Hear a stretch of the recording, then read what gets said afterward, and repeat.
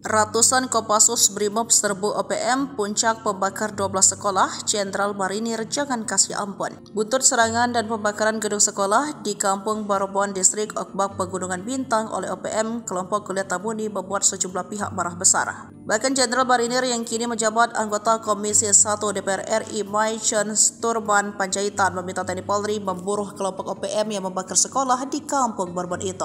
Kami menyesal aksi pembakaran bangunan sekolah dasar negeri dan sekolah menengah pertama negeri Okbab di Kampung Barobon, Distrik Okbab, Pegunungan Bintang, Papua oleh kelompok KKB, ujarnya, dikutip Jumat 26 Juli. Diketahui insiden yang terjadi pada tanggal 13 Juli 2024 itu, di mana pembakaran bangunan sekolah dasar negeri dan sekolah menengah pertama negeri Okbab. Berdasarkan data lengkap sepanjang Agustus 2023 hingga Juli 2024, total 12 sekolah dibakar kelompok OPM ini.